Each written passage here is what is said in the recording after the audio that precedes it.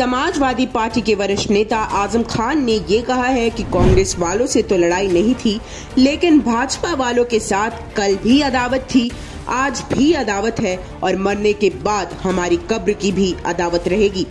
आजम खान ने शनिवार को कार्यकर्ताओं को संबोधित करते हुए कहा कि हमारी कोई निजी लड़ाई नहीं है, इसलिए हमारे आपस के रिश्ते में कोई खटास नहीं आनी चाहिए।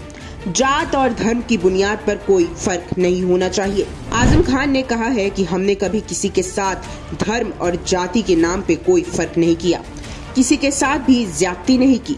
मालूम नहीं कौन बीजेपी, बसपा, कांग्रेस का है।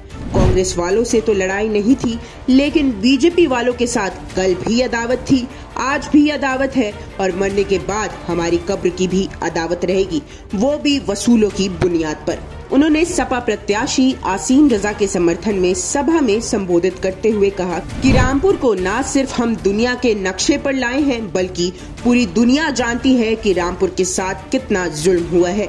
उन्होंने कहा कि हम सिर्फ एक बार विधानसभा में शपथ ग्रहण करने के लिए गए थे, वहां बीजेपी के वजीरों व एमएलए ने सिर तक नहीं उठाया। उन्हें मालूम था कि वो मुझसे आंख नहीं मिला सकते। हम पर सिर्फ एक ही जुल्म रह गया है कि बची हुई जान निकाल लें। आजम खान ने कहा कि कोई है ऐसा जो ये कहे कि जाति के बुनियाद पर मैंने उससे फर्क किया। आजम खान ने कहा कि अगर मेरी सियासत में भी जाति की बुनियाद पर कोई बहस होती है तो मेरी सारी कुर्बानी, तकलीफें सब बेकार हैं। सपा नेता ने कहा कि हमारा दामन तो लोगों ने दागदार कर दिया है, जिसका जो जी चाहता है हम पर इल्जाम लगा देता है।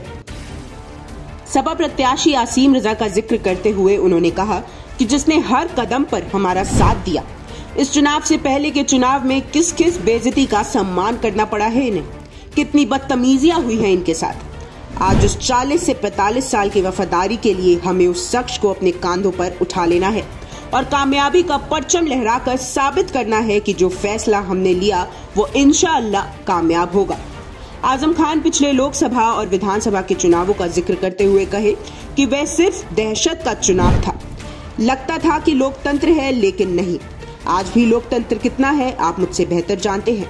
सपा नेता ने कहा कि अगर सुप्रीम कोर्ट के तारीखी फैसले ना होते तो आप यहाँ मुझे जिंदा नहीं देख पाते।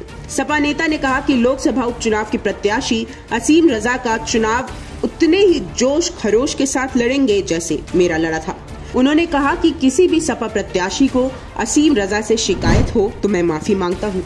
उन्होंने कहा हमारे सामने बहुत बड़ा मकसद है और हमारे मुकाबले में वो शख्स है जिसको टिकट हेलीकॉप्टर से पहुंचाया गया।